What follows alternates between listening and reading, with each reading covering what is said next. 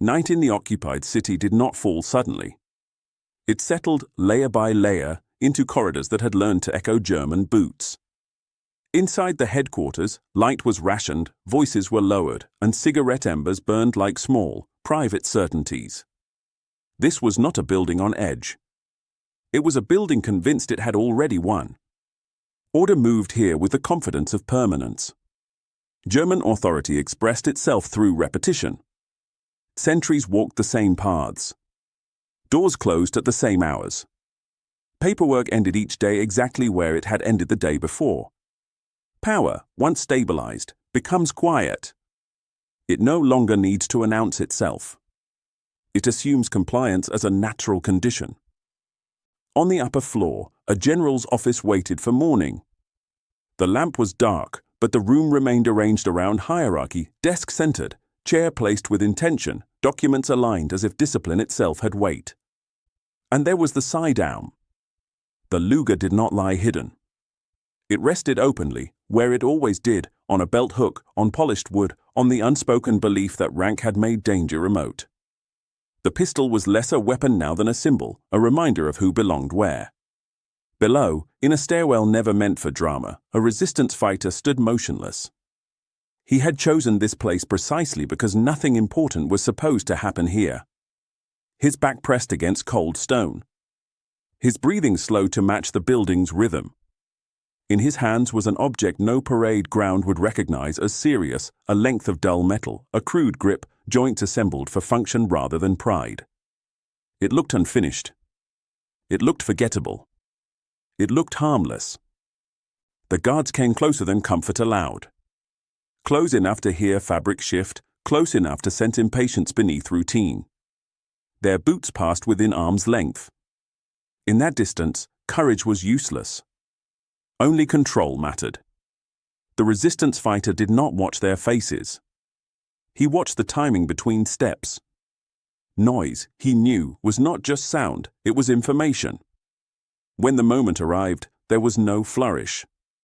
The weapon rose because it had been designed to rise smoothly, without complaint or ceremony.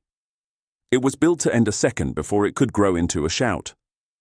The shot that followed barely resembled gunfire. It did not echo. It did not argue. It simply interrupted the night. The body fell, and the building failed to notice. No alarms answered.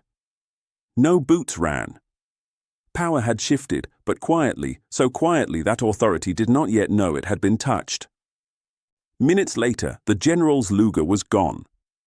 Not claimed in combat. Not wrestled from resistance. It was removed like an object that no longer belonged where it had rested. Taken not from a man, but from an assumption.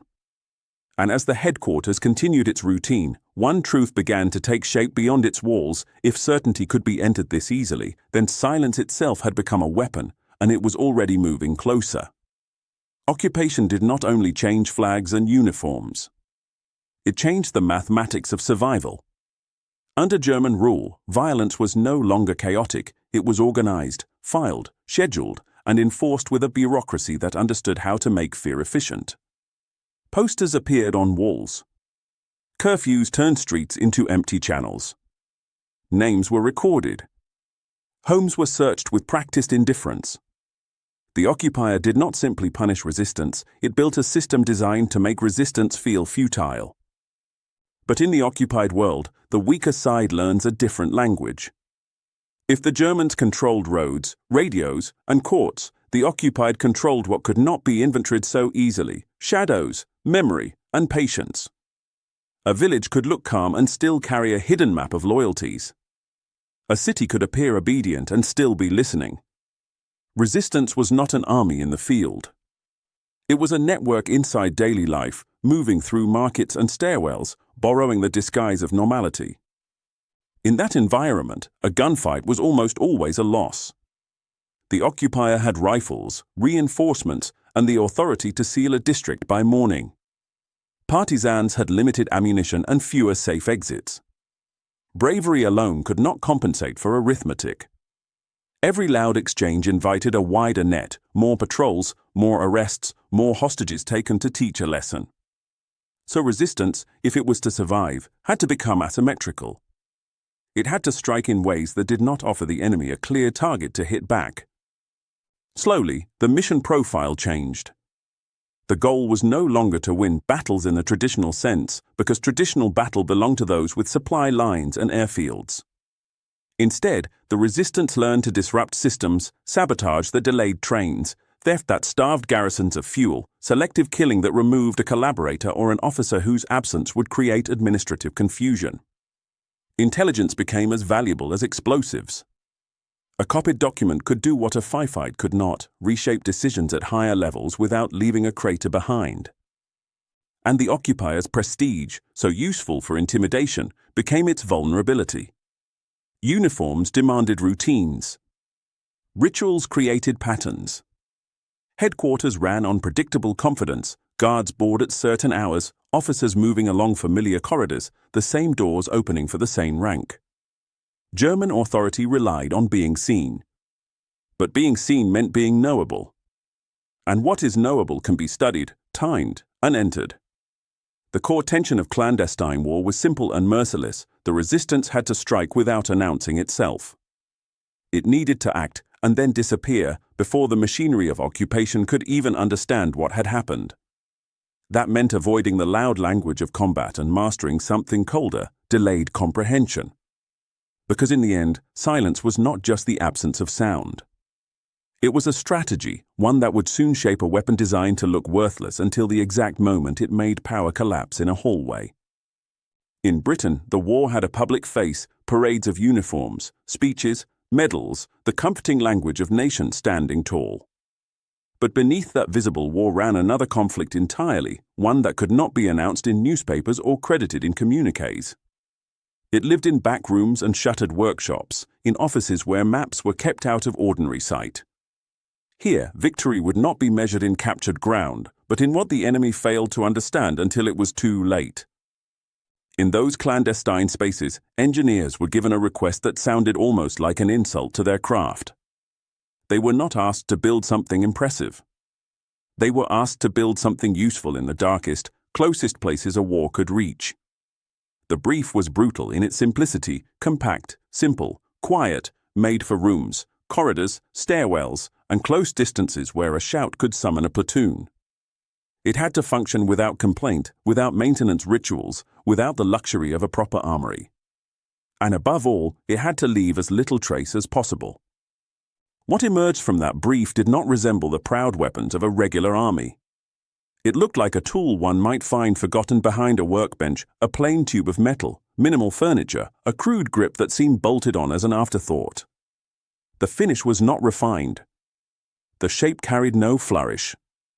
It was almost intentionally ugly, as if beauty itself had been judged a liability. This was not a soldier's pride. It was a mechanic's answer to an unforgiving problem. When traditional officers saw it, many dismissed it immediately. It had none of the elegance of a service pistol, none of the reassuring weight that suggested permanence and authority. It did not look like something that belonged in a holster beside polished buttons. It looked temporary, improvised, like scrap metal, the kind of object a professional army would mock before turning back to the comforting world of regulation weapons and formal doctrine. But the men designing it were not thinking in the language of prestige.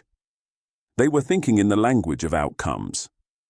In clandestine war, the goal is rarely to win a firefight. The goal is to prevent one from starting. A quiet weapon does not simply remove a target, it removes the chain reaction that follows noise, alarms, barricades, reinforcements, reprisals. It is built for a different kind of triumph, one in which the enemy is not only killed, but left confused, late to understand, late to respond, late to contain the damage. That is where the meaning of scrap metals begins to shift. What looked cheap could be deliberate design, camouflage for the mind. If the weapon appeared unimportant, it would be underestimated. If it appeared crude, it would draw less attention. In a world governed by symbols and rank, being ignored could become a form of protection. And so the irony locked into place, the weapon that looked like refuse might carry the most expensive advantage of all, silence. In a war fought as much in stairwells as in fields, the ugliest tool could prove the most decisive. Conventional doctrine was built for open ground and clear lines, maps that could be traced with a ruler, fronts that moved like weather. It assumed battlefields, artillery schedules, and formations that could be counted. But the war spreading across occupied Europe did not respect that geometry. It lived inside kitchens where radios were hidden behind flour sacks, inside stairwells where footsteps decided life, inside alleys where a single glance could become a report. It was a war of proximity, fought not for territory, but for control of time and information. In London, men who had been trained to think in divisions and tonnage began to accept a hard truth. Success in clandestine war depended less on what you could destroy than on what the enemy never understood. A blown bridge could be repaired. A lost convoy could be replaced. But the feeling that danger could appear anywhere, without warning, without explanation, could not be repaired so easily. The occupier's confidence was itself a strategic target, because confidence shaped routines, and routines created openings. That belief forced a new kind of clarity. The weapon being discussed was not meant to be better than standard arms in any broad sense. It had one narrow purpose: quiet elimination at close distance, with minimal signature and maximum control. It was designed for the kind of encounter where a shout would summon guards and a firefight would guarantee failure. In such places, range was not a virtue. Silence was. Precision was.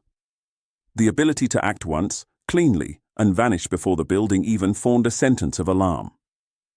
Training followed the same philosophy. It did not celebrate aggression. It demanded restraint.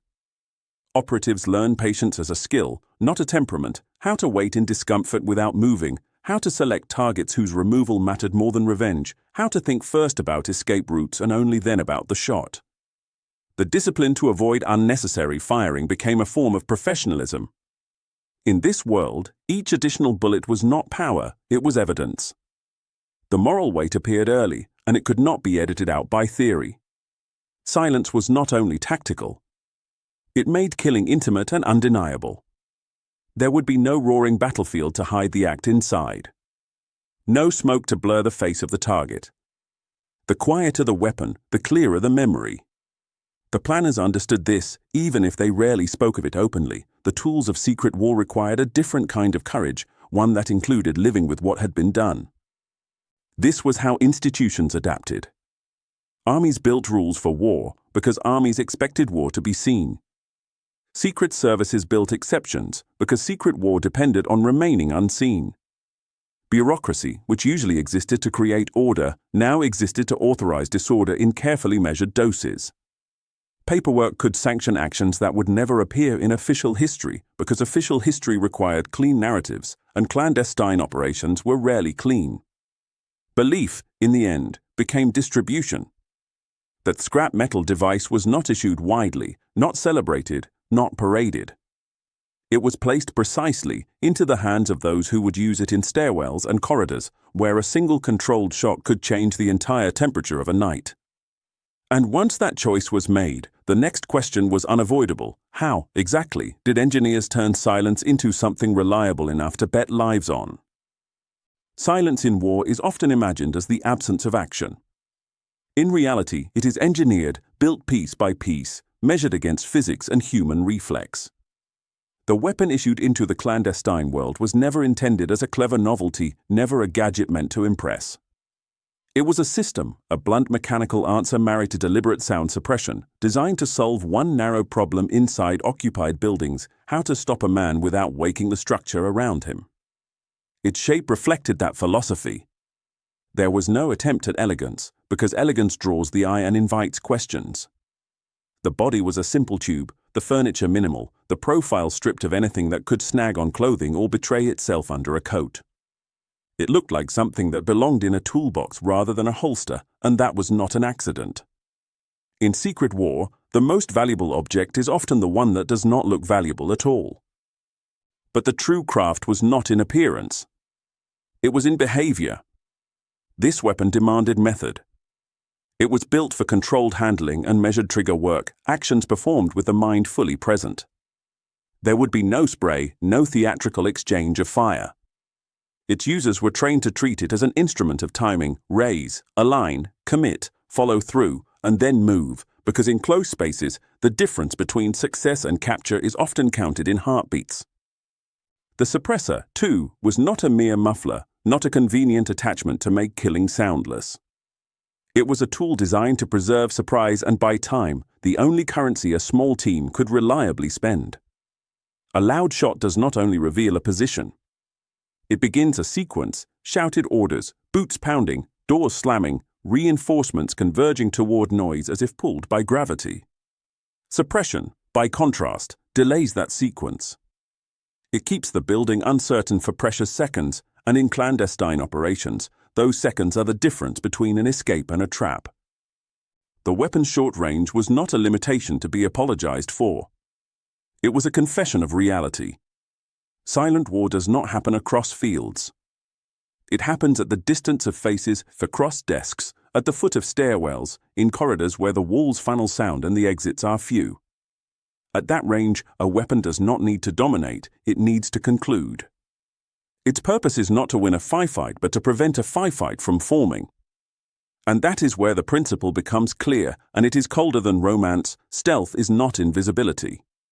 Stealth is delayed comprehension. It is the moment when something has already happened, but the enemy's mind has not yet caught up to it. The body may fall, but the building remains asleep. A guard may notice something wrong, but he cannot yet name it. The chain of response lags behind reality. In that lag, the operative moves. This is why the crude, scrap metal construction mattered. It was not built to overpower the enemy with force. It was built to interrupt him before he could react, before rank could summon authority, before routine could become alarm, before a general certainty could turn into coordinated violence. The weapon did not win by volume. It won by denying the enemy the chance to understand. And yet, for all its engineering, silence was only half the equation. The other half lived inside German headquarters themselves, in the habits, rituals, and confidence that made men believe such an interruption could never reach them at all. Occupation does not only bring soldiers. It brings routine. After the first shocks, the arrests, the declarations, the sudden new rules, authority settles into schedules the way a garrison settles into a captured building. Headquarters learn which streets are quiet at which hours. Guard rotations become predictable. Paperwork moves along established channels. Even violence, once improvised, becomes procedural. In the occupied city, the corridors of power begin to feel permanent not because they are strong, but because they repeat themselves without interruption. Inside those corridors, German officers lived within layers. A general was rarely alone. Between him and the outside world stood aides, clerks, sentries, drivers, and the daily machinery of administration that turned conquest into management. Reports arrived in folders. Orders left the office stamped and signed. The general's voice became distant from the consequences of its own sentences, filtered through intermediaries who translated decisions into arrests, requisitions, and punishments. This distance was not merely practical. It was psychological insulation, an architecture of comfort built inside a hostile country. Fear, in that architecture, was assumed to be one way.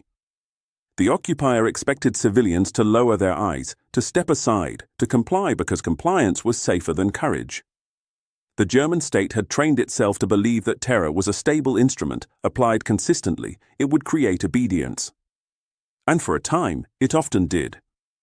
But terror has a hidden flaw. It produces silence, yes, but not always submission.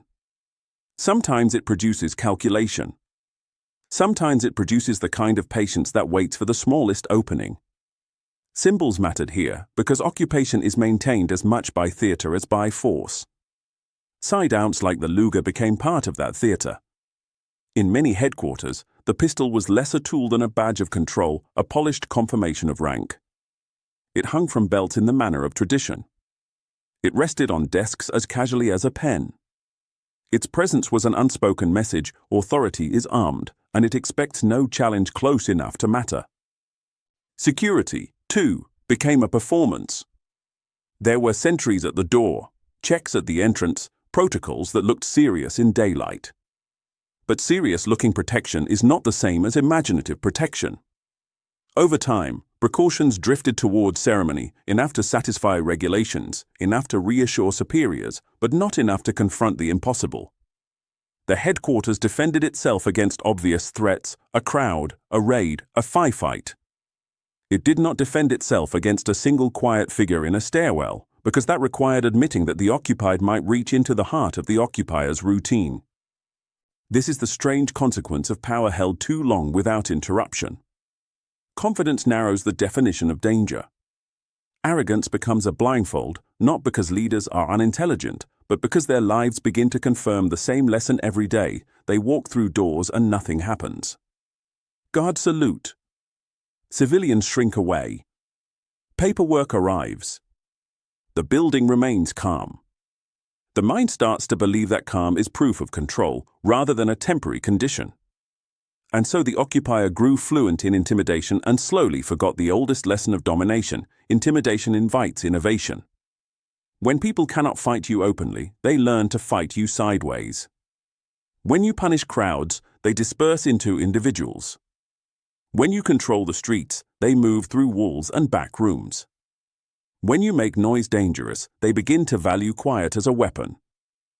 It was in that narrowed imagination, inside that confident blindfold, that the scrap metal device found its opening.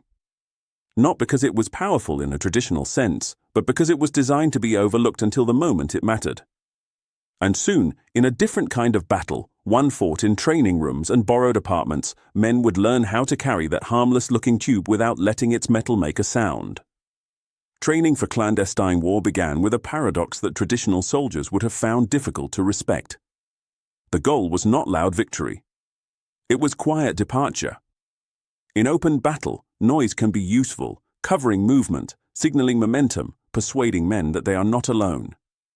In occupied Europe, noise did the opposite. Noise called the machinery down on you. The ideal operation ended the way it began, unnoticed, unconfirmed, almost unbelievable to those who arrived later. So operatives practiced in controlled spaces that resembled the places they would be forced to enter: rooms with narrow doors, stairwells that carried sound upward like smoke, corridors where a single cough could travel farther than a man expected. They learned that silence was not a single condition. It was a geography. Stone walls reflected noise. Wooden floors betrayed weight. A closing door could become an announcement. The environment, not the enemy, often decided whether an operation lived or died. The weapon demanded discipline in the same way it demanded simplicity. Loading had to be careful, because a fumbled round was not merely a delay, it was a sound. Aim had to be deliberate, because a missed shot invited a second, and a second invited questions. Movement had to be measured, because hurried bodies strike objects, and objects answer with clinks and scrapes that carry farther than footsteps. In this world, mistakes were paid for immediately, not in medals or hospital beds, but in capture. One agent, in a small room lit for instruction rather than comfort, rehearsed the draw again and again. He did not practice speed alone. He practiced quiet. The crude tube came free of its concealment without brushing a buckle, without tapping a button, without letting metal speak to metal. He learned to control the moment when the weapon rose, because even a tiny clink was a signal, and in occupied buildings, signals were often enough to shift guards into action. But the training did not end at the shot. In clandestine war, the aftermath was part of the weapon.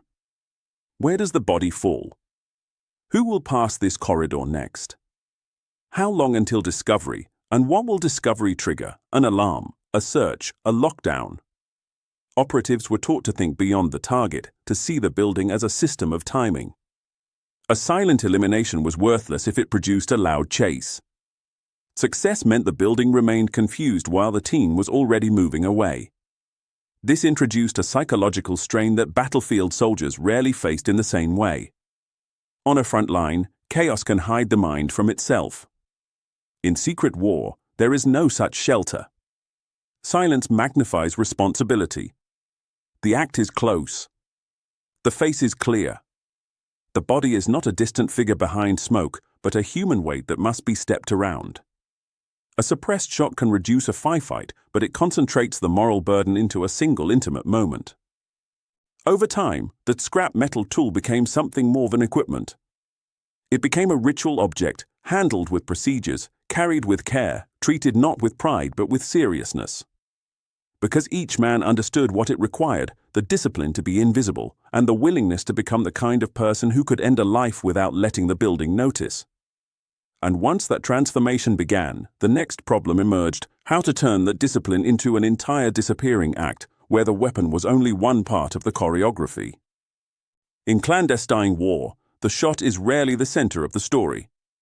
It is only one beat in a longer sequence, and often the least forgiving. The mission is built like choreography: approach, entry, the moment of contact, confirmation, and exit, each step timed, each step dependent on what came before.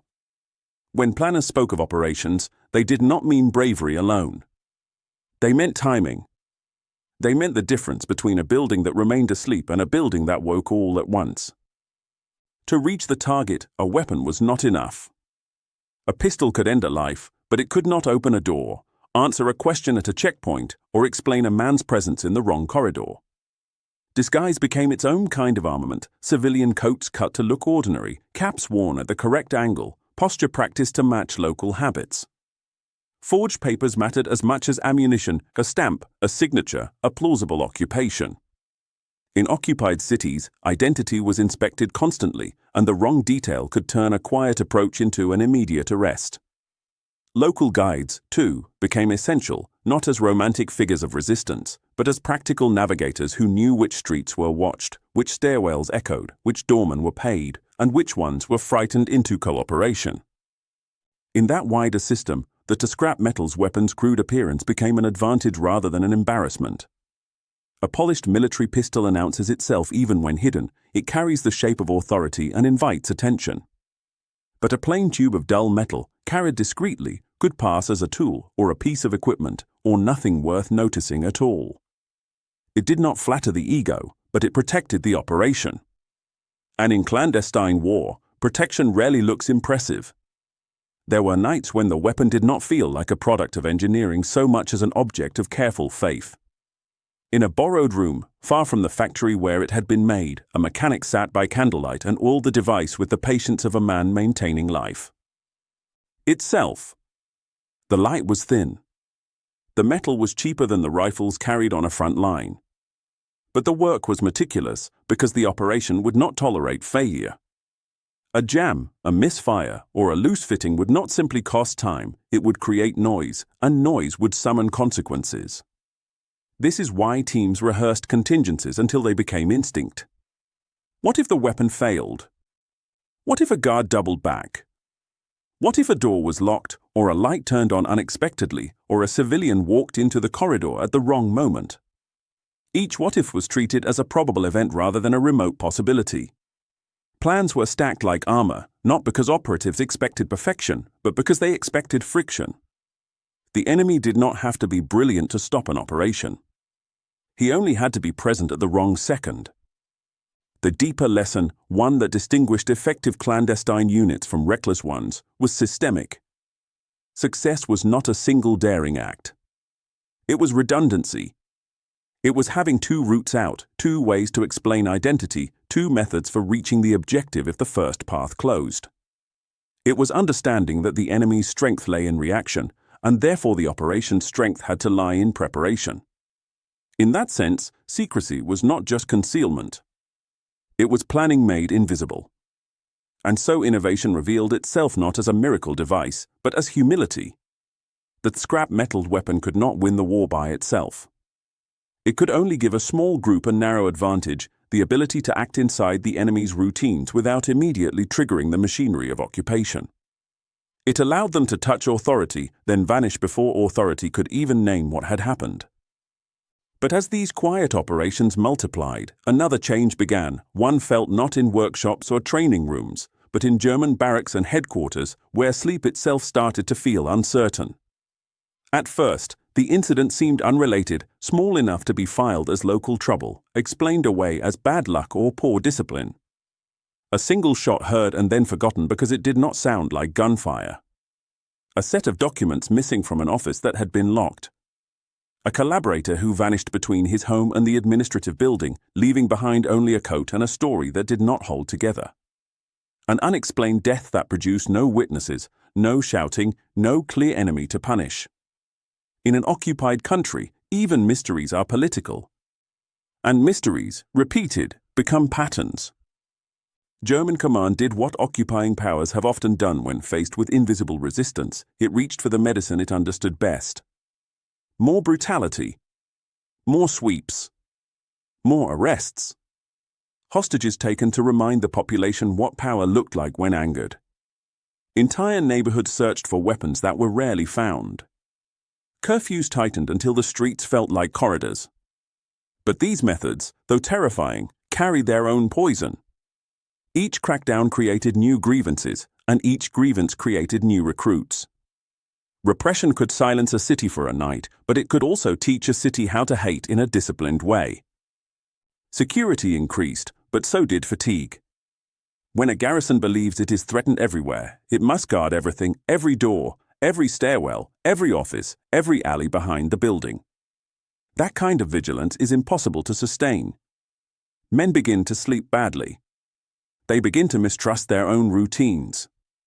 They double-check locks, then check them again. They patrol more often, and the extra movement creates more chances for mistakes. Discipline can be trained, but exhaustion cannot be ordered away. In a hallway late at night, a guard heard an ordinary sound, nothing more than a shift of air, a distant creak, the settling of a building. In other times, he would not have noticed. Now he flinched. He tightened his grip on his weapon as if the corridor itself had become a threat. That moment was not a tactical defeat. It was a psychological one. Certainty had begun to dissolve, replaced by nerves that could not be switched off at dawn. The resistance, watching this change, learned its true objective. The goal was not merely damage. It was fear inside the occupier's mind, a quiet, persistent fear that forced German authority to spend its energy defending itself rather than governing. Each small act was a lever applied to a large system. One incident could be dismissed. 10 incidents became a problem.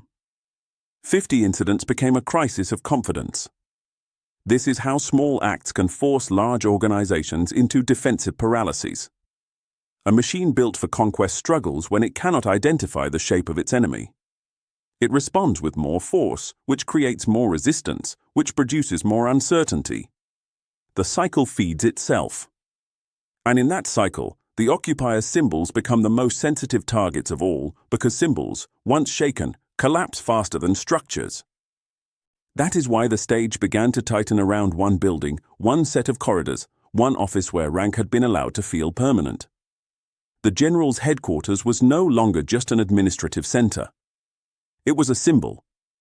And symbols, once challenged, demand an answer unless the next challenge arrives before the first can even be understood.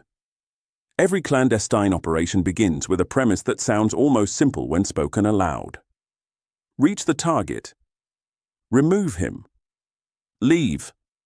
But the reality is never simple because the target does not exist alone. He exists inside a building, inside a schedule, inside a system of guards and keys and habits that have been reinforced by weeks of occupation. To reach a general without starting a firefight was not merely an ambition. It was the entire definition of success. A firefight would turn a surgical act into a siege, and a siege would end with bodies in the street and reprisals on civilians who had never seen the operative's face. So the team studied routine the way an artillery officer studies range tables. They learned when the general moved from office to briefing room, when he dined, when his driver brought the car around, when the building seemed most alive and when it relaxed into its night rhythm. They watched guard rotations, noted which sentry smoked at which corner, which one lingered too long in conversation, which one preferred to stamp his feet and keep moving. They learned the small mechanics of authority, how clerks arrived early, how doors were propped during certain hours, how paperwork flowed in predictable waves. The building, like a living thing, had times when it breathed in and times when it breathed out. On the night of the operation, that knowledge became the only protection they could trust. Their approach was quiet not because they were fearless, but because fear is loud if it controls the body. They moved with the posture of people who belong there, because suspicion often begins not with documents but with the look of a man who expects to be challenged. In occupied cities, the first line of defense was not a wall. It was a glance. Under lamplight, in the narrow pause before entry, a forged signature was checked one final time. Ink was examined as carefully as a rifle sight. The curve of a letter, the thickness of a line, details so small that ordinary people would never consider them lethal, now carried the weight of life or death. The paper did not merely grant passage. It provided a story. And if that story cracked at the wrong moment, the team would not be arrested politely. They would be stopped with rifles. That scrap metal's weapon remained hidden until the last possible second. Not because it was shameful, but because exposure was escalation. A concealed tool allowed conversation, hesitation, the possibility of being waved through.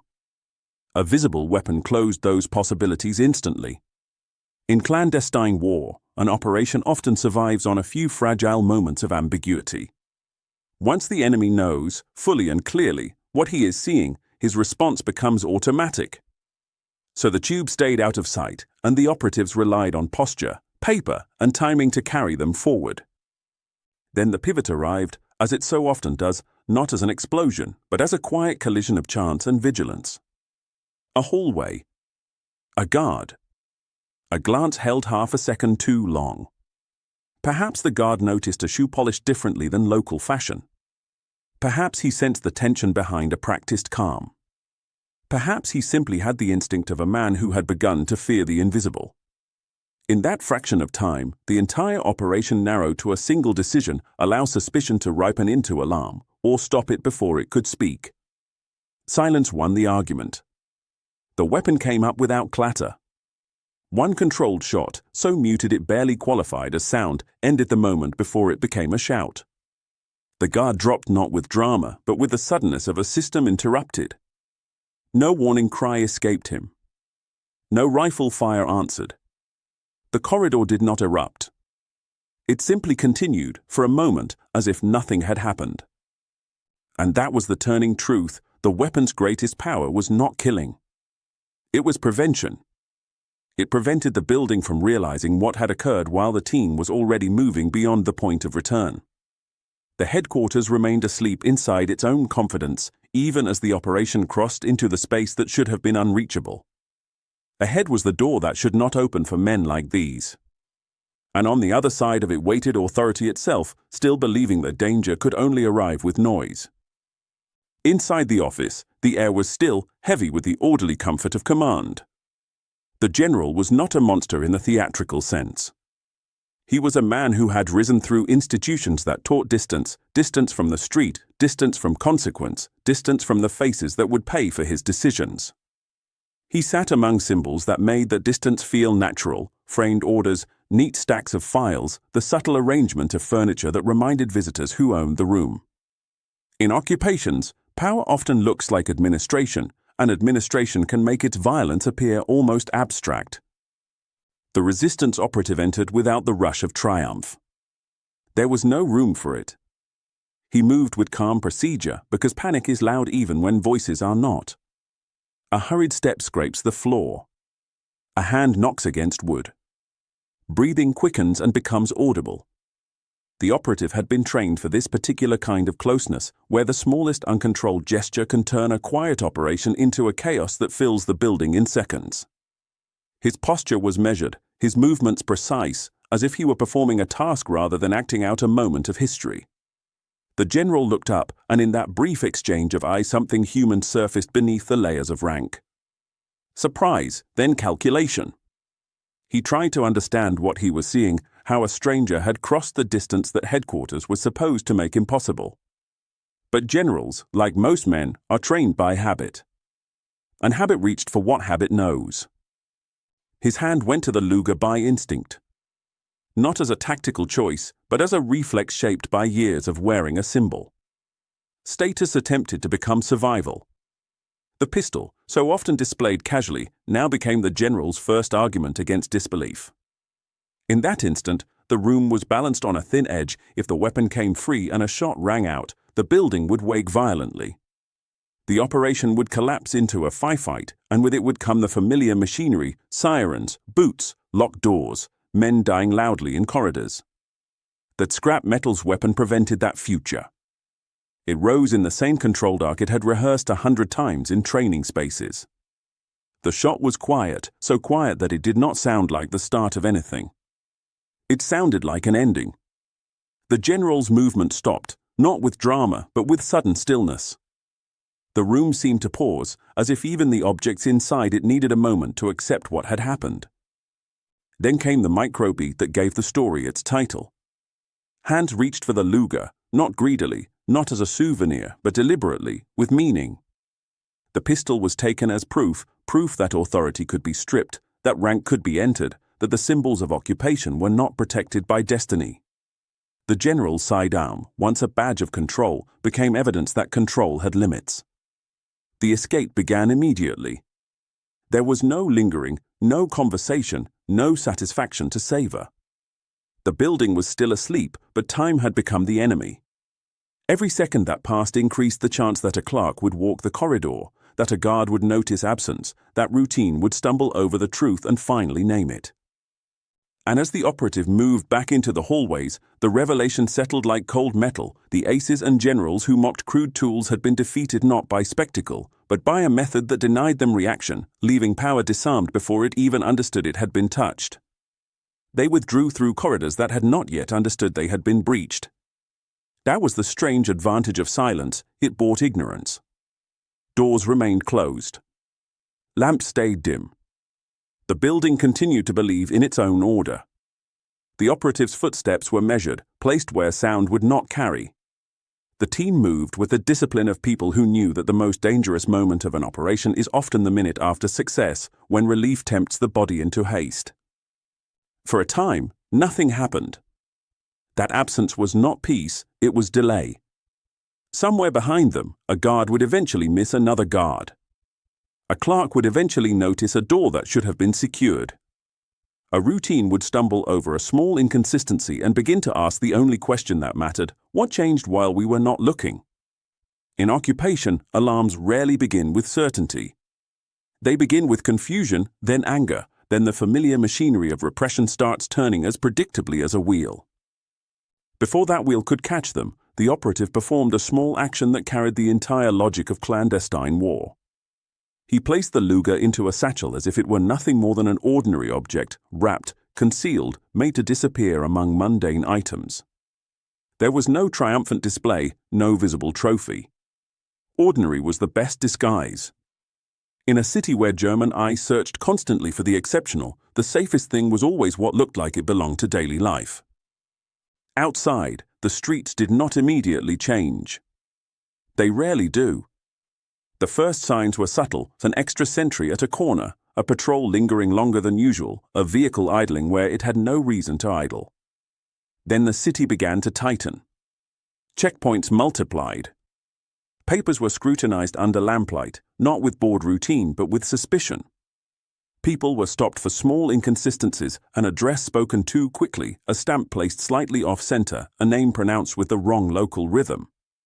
The occupied city became a net that closed slowly but decisively, not everywhere at once, but enough to force the resistance into narrower paths. This was the cost of success that clandestine planners understood and civilians feared. The more effective the resistance became, the harsher the reprisal could become, because occupation powers rarely punish only the guilty. They punish the surrounding population to teach a lesson: cooperation is safer than courage. A single quiet operation could produce loud consequences days later: raids in the morning, arrests in the afternoon, posters on walls by evening. The violence of occupation had always been organized, now it was simply redirected. And yet meaning spread faster than patrols. In whispered conversations, in brief exchanges at markets, in coded remarks that sounded harmless to outsiders, the implication traveled: even the highest rank could be reached. Even the safest room was conditional. The headquarters that had felt untouchable had been entered, and that fact could not be unlearned. It changed the internal climate of both sides, giving the occupied a dangerous kind of hope, and giving the occupier a new kind of anxiety. In the end, the turning point settled into a sober truth. the occupier's greatest loss was not the pistol itself. It was the feeling of being untouchable, because once that feeling breaks, every corridor becomes a question, and even sleep begins to feel like a gamble. After the operation, the narrative slows, not because events have stopped, but because their weight can no longer be carried at speed. Silent operations do not end with cheers or visible triumph. They end with absence. A man does not return to his post. A room remains closed longer than expected. A file goes untouched. The consequences unfold quietly, measured not in noise but in memory. What has been done cannot be disguised as chaos. It settles into the mind with clarity. For the operative, there is no battlefield to hide behind. No artillery thunder to blur responsibility. The face of the target remains distinct, unshielded by distance or smoke. The act was close, controlled, intentional. That precision, so valuable tactically, removes any illusion that the outcome was accidental or shared. In secret war, killing is not distributed across units. It is owned, completely, by the person who pulled the trigger. Later, in a room far from the headquarters, hand-scrubbed metal with mechanical focus. That scrap metal device was cleaned and reassembled as procedure demanded. Oil was wiped away. Surfaces were checked. But thought could not be polished. The silence of the operation followed the operative into still moments, because silence amplifies conscience. Without noise to drown it out, memory speaks more clearly. The mind replays small details, the way the room looked, the instant when movement stopped, the weight of what was taken and what was left behind. On the German side, the effects were just as real, though less visible. Paranoia crept into routine. Orders became sharper, then harsher. Brutality increased, not always because it was effective, but because it reassured those giving it that power still existed. Civilians felt the shockwaves first. Arrests came suddenly. Questions were asked without explanation. Neighborhoods were punished not for what they had done, but for what they might have allowed. The silence of the operation was answered with the noise of repression. This is the tragedy at the heart of clandestine war. It can be effective and still morally scarring.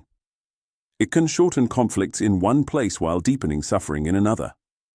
The quiet removal of a single figure can save lives by preventing battles and yet provoke reprisals that destroy families with no connection to the act itself.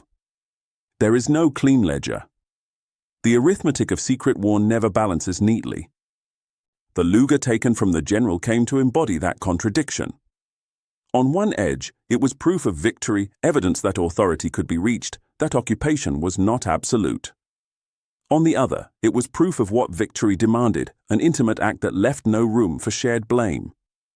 It was a symbol that could not be displayed publicly because its meaning depended on secrecy. And so the irony deepened.